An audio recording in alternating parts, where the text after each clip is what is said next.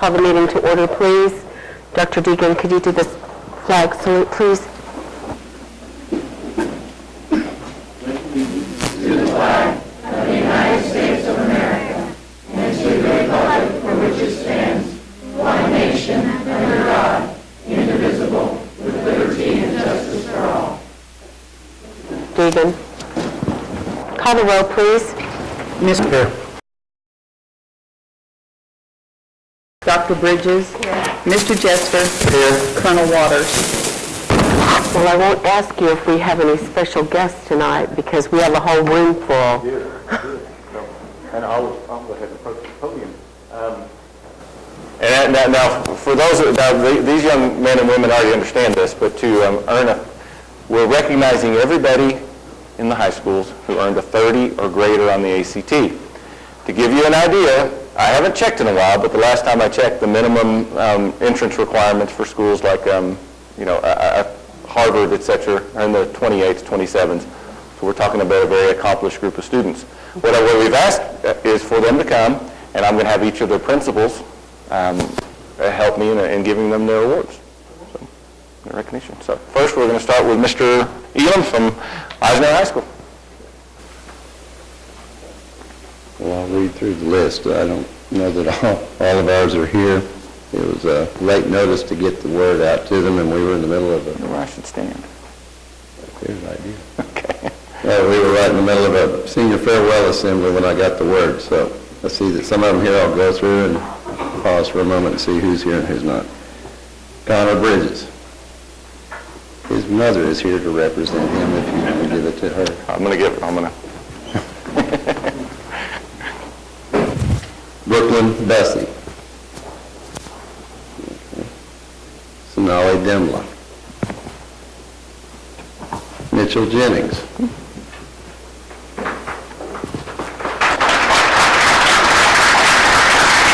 One. Yes, sir. Congratulations. Thank you. Thank you. Congratulations, sir. Good job. This one's here. Ben Johnson.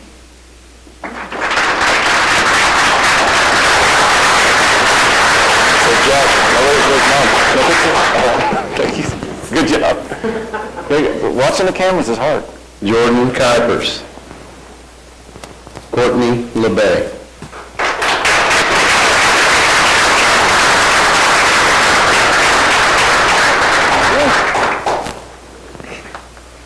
Oh, we should hold it right. Okay. Do it again.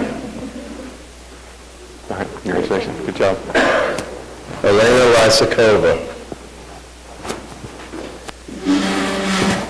Cordell Orson.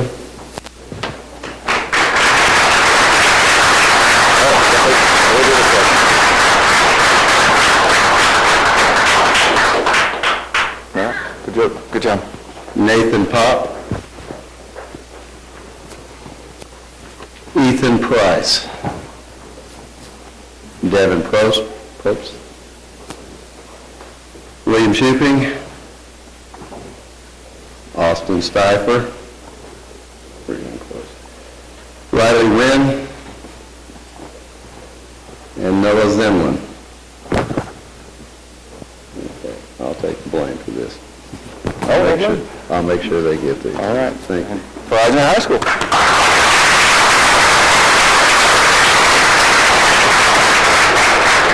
Now with Lawton High School.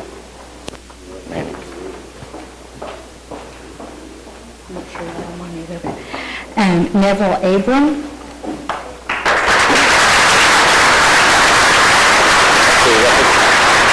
I always take pictures over here.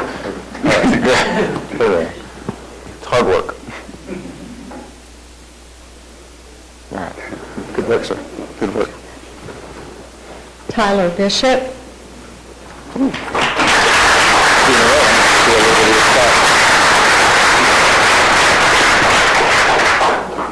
Good work. Congratulations. Thank you.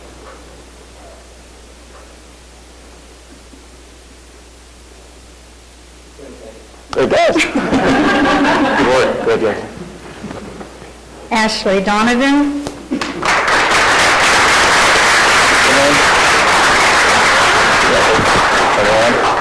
That must be the professional here.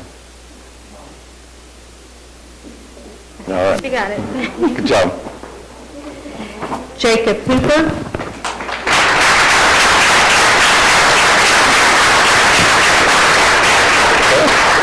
Congratulations.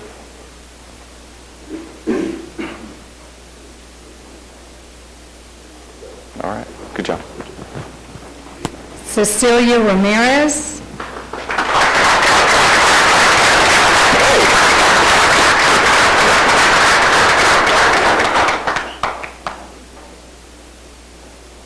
All right. Good job. Make sure all my folks are here. Michael Reckline.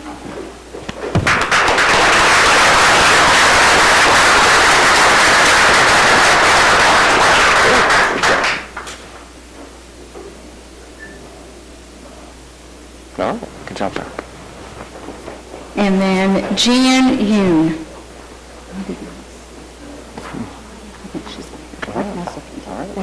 Lawton High School.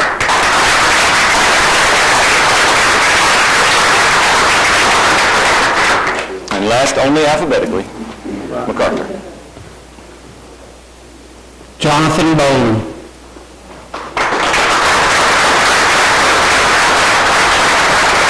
We're going to take it this way. We need training for this. There we go. All right. Good job. Patrick Garut.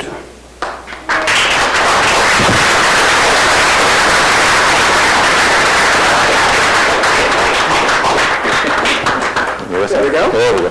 Oh, you got to get a picture. We got both ends of the hair spectrum here. All right. If I could do it, I would, man. Jason Gordon.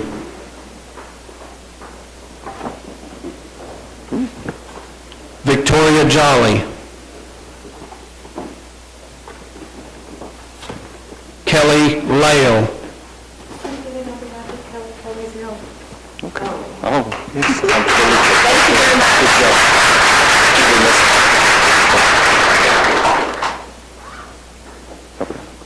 He's not here? I don't know. We may have skipped that one. No, I called for him. Okay. Joshua Peterson.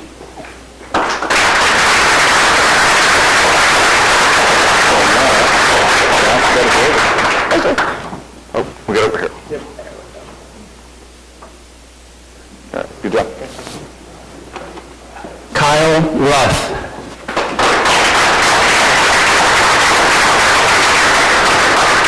There we go. Sir.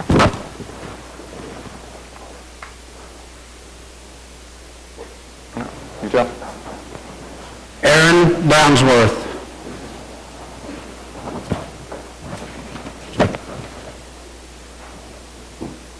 That's all. I think it's it. All right. Thank you. Thank you. Oh, we did. Oh. Yes, get up. You don't want to miss anybody. We had a late arrival, Sonali Dimla.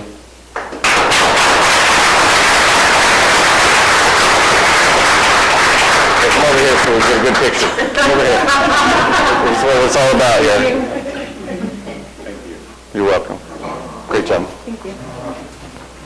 All right. And again, one more round of applause for these wonderful students. Right. We're checking. We may have had one more arrival. We don't want to miss anybody. Okay. All right. And again, thank you, parents and students, for coming. And you are free to leave, and you're free to stay. And God bless you. Thank you.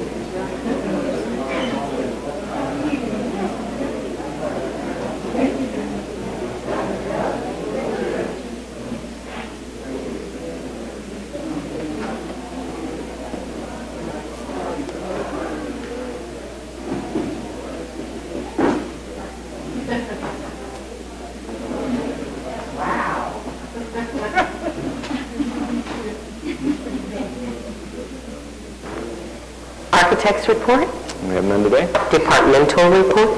Departmental report, on the update of the Reading Sufficiency Act, today's probably the most significant update I've been able to share on this all year. About 10 days ago, the legislature passed an amendment, House Bill 2625, which would have restored the committee that was in the original Reading Sufficiency Act, which allowed a principal, a parent, a reading specialist, and the teacher to form a committee and to review whether or not the student could progress to 4th grade. That bill was passed. It's been sitting on the governor's desk, and unfortunately today the governor vetoed that law. Since the original law passed by the original vote passed by 83 to 6, there has been a call for an override. And so that's the next step. And again, the only difference, the only thing this did was restore the parent to the decision-making process. And so I think that's a significant update, and we will just see how that develops. And how about your report? Under the report of the superintendent, on item A, we have consideration and action concerning proposed revisions to policy EB on the calendar. And these reflect changes that have to do with the recent revision of next year's calendar to make everything line up. Do I have a motion? I move for approval. Second. Call the roll, please. Mr. Sharon? Yes. Dr. Bridges? Yes. Ms. John? Yes. Mr. Jester? Yes. Ms. Romeo? Yes. Under item B, we have consideration and action concerning the 2014 to 2017 District Technology Plan. This is required by the State Department of Education and also by E-rate. I have to have them both in place, reviewed, and again, I recommend that we approve it. Do we have a motion? Move for approval. Second? I do have a question on that. Is Mr. Del Vecchio here? He is not here, but he's on the other end. Oh, he's not? Okay. I just had a question. I didn't see in the district technology anything about the Follett system for librarians, and I just had a question about that. This technology plan covers mainly hardware and how we're going to use it, and how we're going to use it. Software is mentioned, but very few actual titles of software are mentioned. But we've got the quotes. We know we need to update Follett this upcoming year, and so it's definitely a priority for us, but it would not be mentioned in this plan specifically. Okay, thank you. We have a motion and a second. Call the roll, please. Ms. John? Yes. Mr. Sharon? Yes. Mr. Jester? Yes. Dr. Bridges? Yes. Ms. Romeo? Yes. Under item C, we have consideration and action concerning the State Department of Education notification of closing Jackson Elementary School. Before I ask the board to vote on this, I want to commend the staff of Jackson Elementary School. I accompanied them and their students to Ridgecrest today. They got to tour the new building. I think I had first graders and second graders on my bus. They were very excited and a little bit worried. But after the trip, they went home with a Rice Krispie treat, and they were feeling at home. But I have to say that Ms. Haygood and the staff, they have turned this into a celebration of everything Jackson has been over the years. I saw them on television last night. The article in Sunday's paper, reminiscing the history of Jackson. Again, this is a painful thing to have to happen to a district. But the staff there and everybody involved, the parents, the community has really rallied around that school and those children to make this as positive an incident occasion as it could possibly be. So just want to commend them. Absolutely. Do you have a motion? I make a motion. Second? Call the roll, please. Mr. Jester? Yes. Ms. John? Yes. Dr. Bridges? Yes. Mr. Sharon? Yes. Ms. Romeo? Yes. On item D, this is an information item. I asked the State Department of Education whether or not this is a board approval, and they said no, they're just because it's a grant. And I did send a letter to the State Department indicating that we would not be applying for the adult education grant. And the simple reason is because about 4 weeks ago, Governor Fallin signed into effect, and I can't remember the number at the top of my head, transferring the authority over adult education from the Oklahoma State Department of Education to the Oklahoma Department of Career Tech. Dr. Tom Thomas of Great Plains Technology Center and I have been meeting, knowing that was an eventuality, a possibility. Once that happened, I sent the letter to the Department of Career Tech, or State Department, indicating that we would not apply for it because Great Plains Technology will be applying for that grant. Adult education is too important to our community to do without it, and only under these circumstances would we consider passing the baton, because adult education is the mission of Great Plains Technology Center, therefore it is a natural fit. Students can leave that program and go directly into a career pathway. So it will expand opportunities for our students. And on a bright note, our local teachers in the adult ed program were the first in the state to have a student pass the math portion of the GED test. So we're passing off a quality program, and again, this will expand opportunities for our students. I hate to see the program leave LPS, but it's going on to be a better, more opportunities for our students. So. Any questions about that? Nope. Okay. And on item E, we have an information item that's semester test exemptions. And in order to do that, I've invited the high school principals and Mr. Kyle Smith to approach the podium, and they'll begin the discussion, and then any questions or thoughts, we will proceed from there. Yes, Good evening. I was involved in the semester test exemption policy from the beginning. It began in a conversation back in 2005-06. Mr. Rochelle, I think Ms. Fitzgerald, Maria Anderson began the discussion about whether or not we could improve attendance rates through offering those semester test exemptions. The policy was actually put into place in 2005-06 school year and was originally intended to, like I said, reward students who attended school regularly and made high enough grades to be eligible for the exemptions to increase the attendance rates at the three high schools. Attendance rates improved only slightly since the semester test exemption was enacted. We ran it from 2005-06 to 2011. I want to make sure I have that actual end date right. But last year was our first year without it, so that would be 2010-11 was the last year with it, and 2011, that was, no, I'm wrong, 2012-13 was last year. That was our first year without the semester test exemption at that time. LPS was reporting semester test exemption students as present because semester tests were given on usually a Wednesday, Thursday timetable, and so if you were exempt from semester tests, you didn't have to show up that day, but we recorded it as far as attendance purposes as those students being present. And of course, after checking up on that, that was probably not the way that we should have been recording that. We should have been recording them as absent from school, and so that would affect our attendance level. So some of our information, our data is skewed a little bit because of the way we recorded those absences for semester test exemptions on that. Thus, that affects our ADM on how many students we have in school every day and how much money the state pays us in funding. So if we go back to semester test exemptions, that will have to be corrected, and we will have to count those students as absent on Wednesdays and Thursdays whenever they qualify for semester test exemptions. The reason that we began the discussion in 2010-11 to do away with the semester test exemption was, again, the attendance rate improved slightly, but it wasn't a wholesale improvement that we'd hoped it would be.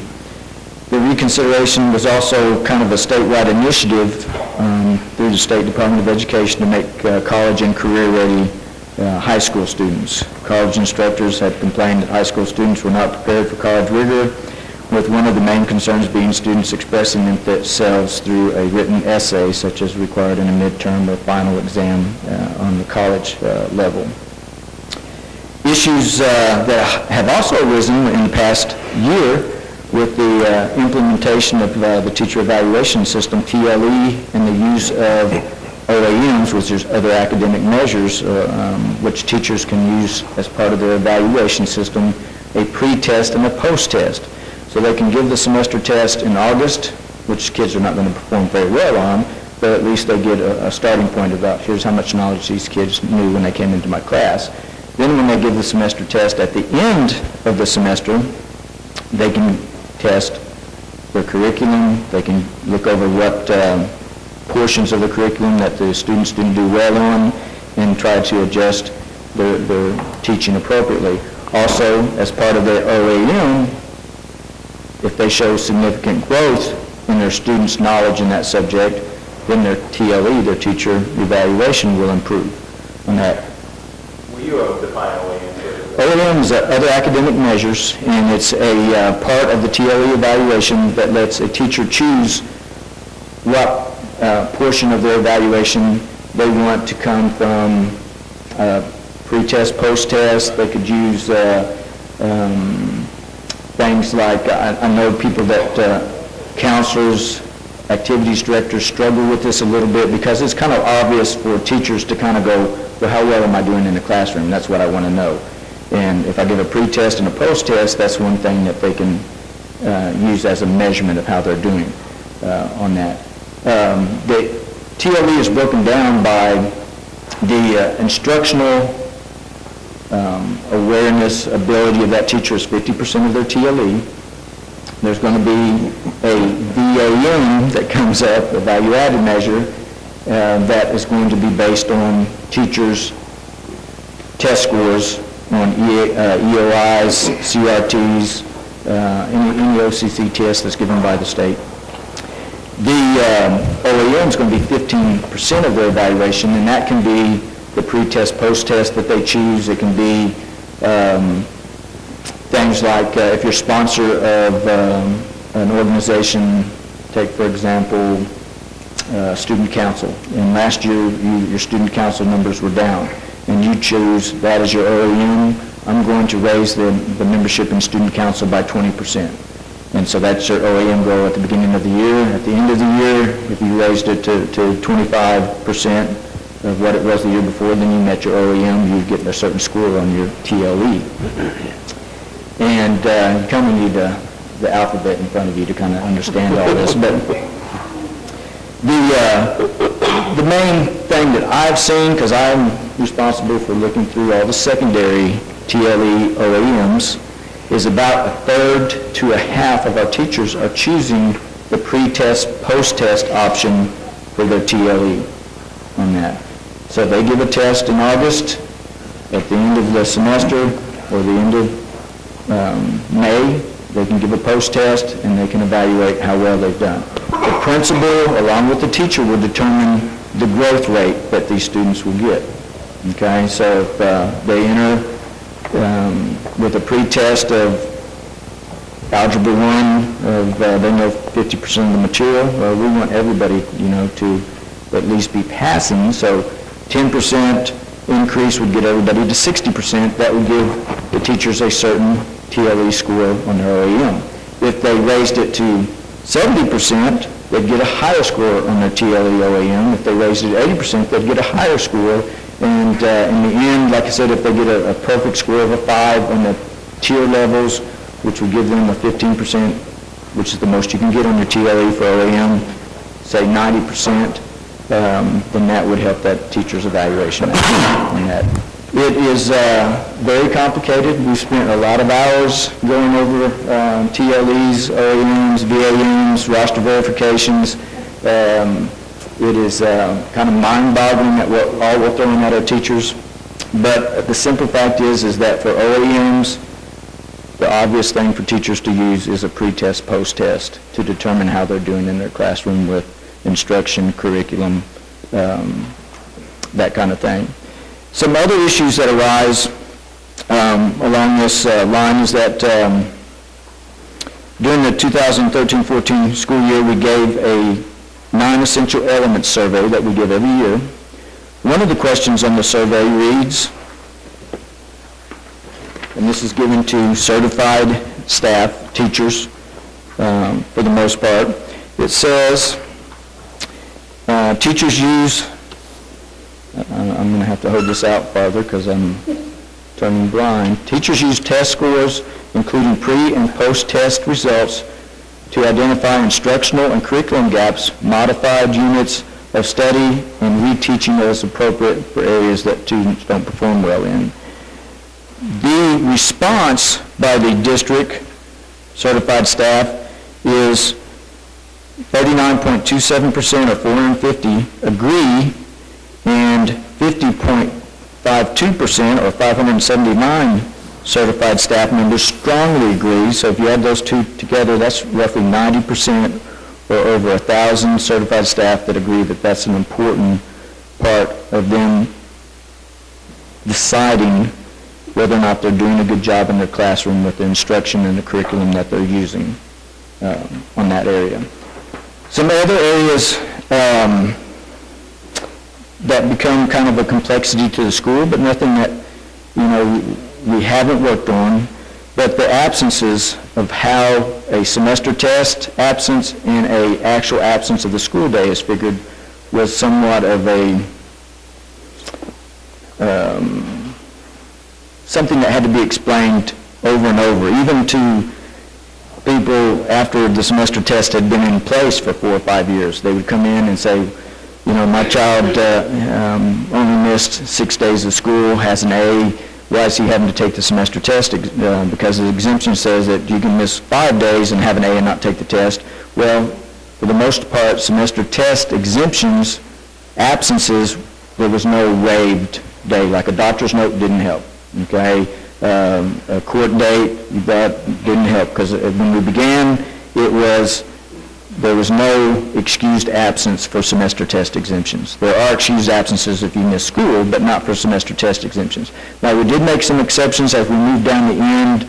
If a child was in a tragic accident or something along those lines and was at 6 and they had an A, the principal could make a discretionary exemption in that case. But for the most part, it was just, we got to stick to our rules about semester test exemptions. If an absence is an absence, and there's really no waiving of that, because we have kids that get sick and we have kids that miss for any number of reasons, and if we start taking everything into consideration, it's a nightmare for the principals to try to sift through that and be consistent in what we're doing with semester test exemptions. That also became kind of a nightmare for our attendance secretaries and our teachers, because they had to now sift through 2 attendance lists. We have the attendance list now for the days that they actually missed school, and their attendance was counted. They could bring in doctor's notes. Those days were waived. Then we had the attendance list for semester test exemptions, and that was everything in that. So they oftentimes did not match up, and it was difficult at times to explain to parents why their child got credit for that class. Those attendance days were waived on the regular attendance, but we didn't waive them on the semester test exemptions. Also, some other issues that were part of this is that supervision of students during the school day if they only had to come and take 1 test. That was especially a problem for 9th and 10th grade students, because they didn't have transportation, because we ran buses in the morning and buses in the afternoon. If they only had to come and take tests for first hour and didn't have to take tests the rest of the day, they had no room to kit them, we would have to supervise them the rest of the day. Usually that turned into showing a movie in the auditorium, is what that usually turned into on that. I do think there are some proposed changes that we could make in semester test exemptions that will kind of ease this. As well as all of you, realize that our kids do get tested quite a bit, and that they are tested. The part that we would like to see happen is that we lower the number of EOI tests that they take from 7 to 4. And, we've talked, every educator in this room has talked till we're blue in the face to our legislatures and the State Department about trying to meet some common ground for that. The other part is that we do think that it is a necessary part of our curriculum and measurement of instruction by having semester tests and allowing teachers to be able to use this as a gauge of their classroom instruction. My proposal would be is that instead of a 20% part of their grade, which right now that's what we count semester tests as 20% of each semester, we lower that to 10% of their semester grade. And that would kind of lessen some of the anxiety that kids have on semester tests. And would allow that part to be swallowed a little bit easier on that. But I, for one, and the principals behind me, think that semester tests are probably something that's vital to our instructional process, our curriculum process. Our teachers kind of feel that by reading through, I've read through over 300 OAMs, and like I said, at least a third and probably close to half of those OAMs are using a pre-test, post-test, which is going to be the semester test that they give at the beginning of the semester and what they give at the end. Any questions that we can try to answer for you? Is there a way that students that take the AP test could be waived from these since they're being tested and then tested again over the same material, basically? Well, the issues are getting those back in an appropriate amount of time, because the AP results usually don't come back till summer. And it was we had the same discussion back when the EOI test started. Can we use the EOI test? And of course, we don't get the results back in time. We get a cut score. The cut score in biology, for example, has changed 10 points from what it was 2 years ago. They've gone up on what actually is going to be the pass rate in that. And it fluctuates from year to year depending upon how the test and the results show across the state. And so that made it difficult to use EOIs on that. And the final EOI results, like we said, come back at late summer. Even to interfere with letting a kid graduate, we've had to say, we've got to hold your diploma until we get your final EOI results back on that, which has, been a big complaint. Supposedly, we're supposed to get them back sooner this year. We have heard that. I have personally heard that for every year that I've been a secondary principal, is that we're going to get them back earlier. That has never happened in that. We have never got them back before July 1st on that. I just really have more of a discussion, more so than questions. This is an exemption, a test exemption for a select few of the ones that we just honored that walked out this door that are excelling at the highest level, because if you get a grade of A and have 5 absences or less, you're excused. A grade B or 3 absences or less, you are excused. This one also has a C with 1 absence, okay? And I can entertain not going to necessarily the mediocre run of a C, but an A and B. We're telling these kids that are excelling, they have the opportunity. Okay, this is not mandated.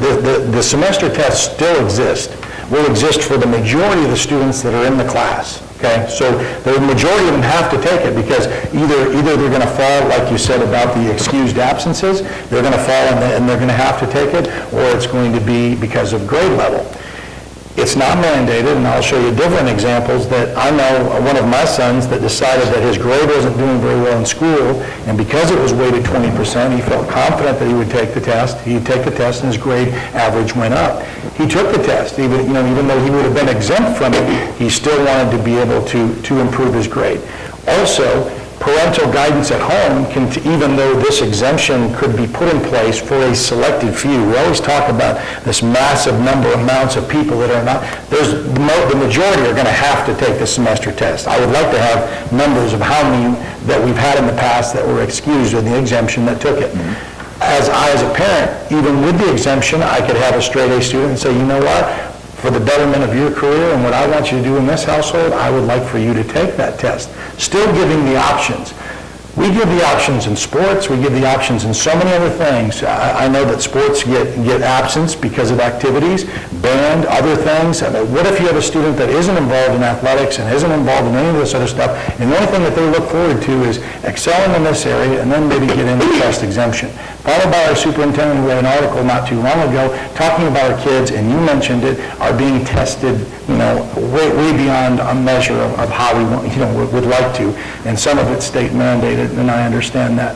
I just think it's sad that we have to take an exemption for a select few who are on the top part of what we're trying to do to give them the option. That's all I wanted to entertain by talking about it, and there is no made to that and I've given you examples. And then the last thing about college ready, because I said, our kids have to take these semester tests in college.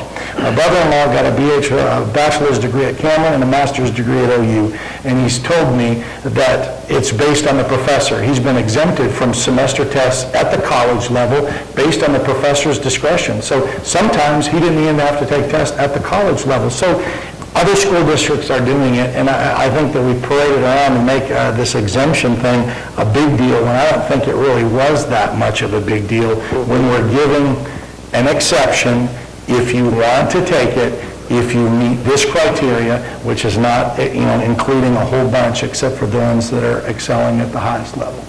Well, when we included the C in one absence, I would say it's probably 60 or 70% of our students had to take the semester test, so, basically a third again, didn't have to take it. If we did raise the standard to, an A and a B, it I think it gives something to shoot for. I think it gives you, if you have someone that's on the fence, I know that my son in the past, that if he was somewhere not feeling well, he went to school. Now, he doesn't have any incentive to even, we're talking about the ramifications on both sides, so, it's give and take on either. We could both, make good arguments on that, and I could go on your side too, Mr. Sharon, on that part. I think that, the key things is that we do, and maybe as our testing, I don't want to use this word, but I will, moves more towards Common Core standards and more writing that we use in our EOI tests, that we will have a better measurement of how our kids express themselves in a written essay. At this time, we don't have that in any standardized test. They do in English have a little essay to write. None of the other subjects basically have anything that they write in. Under our current policy, every subject, whether it's PE, biology, Algebra 1, they will have a written component to their semester test where they will have to express themselves in writing on that. That is something that principals, teachers feel that is important, that we aren't getting out of the standardized test right now. The other side of it is that you're also taking out the top A and B students of each classroom, so when you do your post-test and pre-test and do your post-test, how is that going to skew your numbers for that teacher's OAM whenever you're going to give them a pre-test at the beginning, and then some of them, your best students, get to opt out, and now that's part of their TLE. They don't reach the goal of 80% pass rate on that semester test or that post-test. They're passing grade. That just makes sense to me. Yeah. Okay, so I have some questions for you. When you said that attendance rates were not higher, they were only slightly higher, what do you mean by slightly? Can you give me a number of documentation?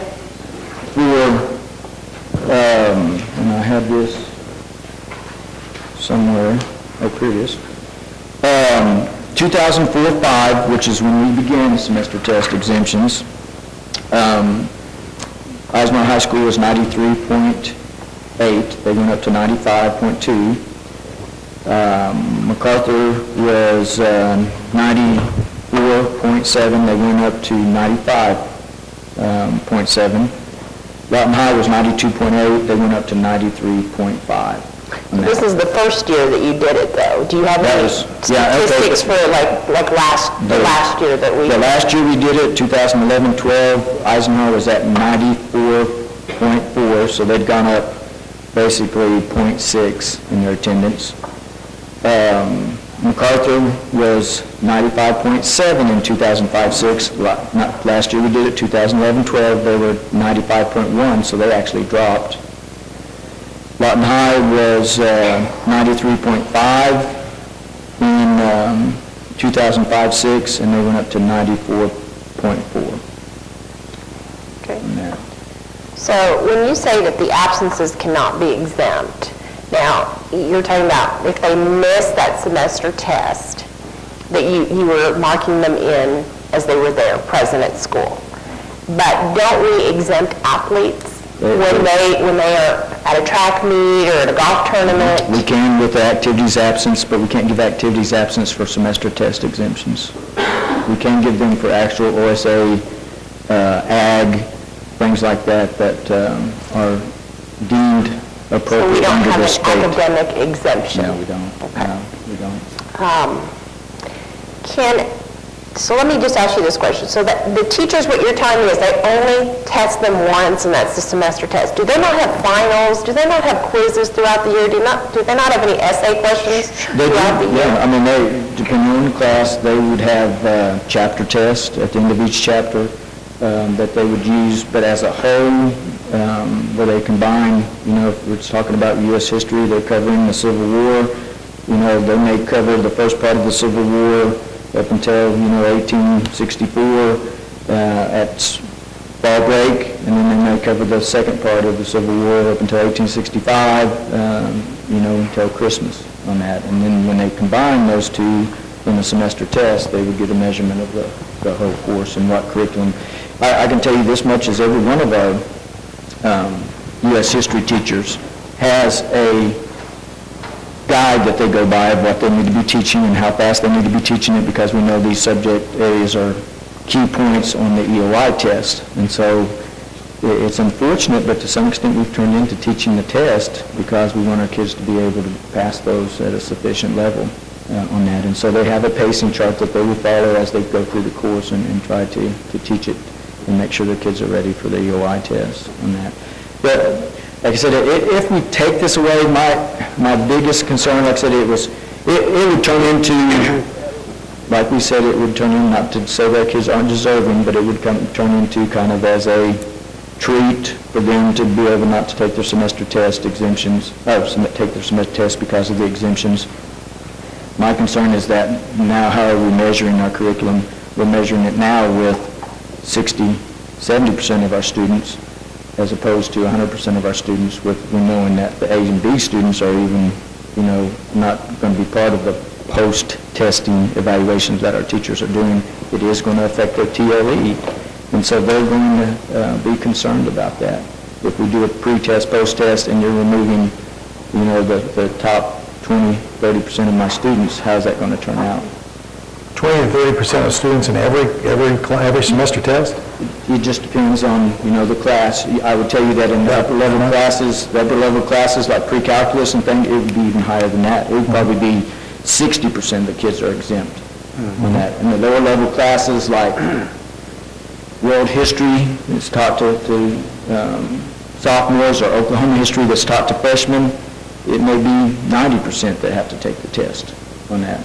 Mr. Smith, do you have any way of estimating, or do you have knowledge or a way to estimate approximately what the percentage of exemptions would be district-wide if they change the standard to just the A and the B? I do not. My guesstimate is that it would be maybe 5 to 10%, because they only get one absence with a C on that, and most of our kids miss at least one day of school. It used to be we gave away perfect attendance certificates. We don't give away very many of those today, but we do have kids that have perfect attendance, not as many as that we had, 15 or 20 years ago when I was teaching, because I do remember giving those out on that. But that would be my estimate. The C part, would probably be in that range. Would probably decrease it by 5 to 10%. Yeah. And which would then, it would be more like 15 to 20. But also too, we're really concerned with the teachers that are using the pre and the post, that are at the upper level classes, or the classes that have. Most of their students are going to be exempt. Yeah. If you're in a calculus class, those are the smart kids, and they're going to be exempt. I can tell you as principal, you walk by your honors classes during semester test time, and they're lucky to have a third of their kids. They're lucky to have, 30% of their kids, 10 out of 30 kids in that classroom on that. It's a shame that TLE is It has become an important part of, how our teachers are being evaluated, and these are going to be important things that we're going to discuss into next year. You'll hear more about roster verification, value-added model, which is going to actually tag some of their test scores to their evaluation. So an English 2 teacher is going to have their students' test scores recorded, and it's going to be downloaded to the district for TLE purposes on that. And so you can imagine the heightened sense of concern that our teachers have that they get the most points they can on the OEM, which is 15%. And, you know, they do have some control over all the tests that they give, of course, but they give pre-test and post-test. They know what's on the pre-test. They know what they will need to cover to get their kids a good grade at the end of that semester. They also have a pacing calendar that they know what they need to cover to get their kids a good EOI score, too, on those things. It's not an easy decision. I can see every side of it. Do you know what other districts are doing, that since they do have the exemptions, or are there teachers at the failing route because all their kids, good kids, are not taking tests? There are other districts that are having semester test exemptions. I do not know of any at hand that I could tell you that they're reevaluating that because of the OEMs, but I'm sure that that is going to be a point of discussion, is that, you know, what can we use for a pre-test, post-test if we don't have semester test, or if we have semester test exemptions?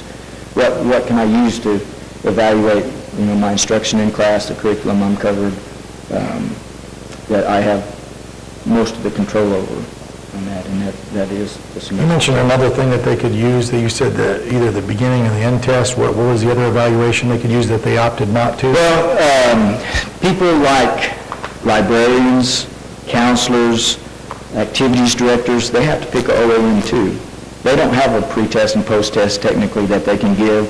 So an activities director that's responsible for student council could say, I only had 40 kids that showed up for student council this year.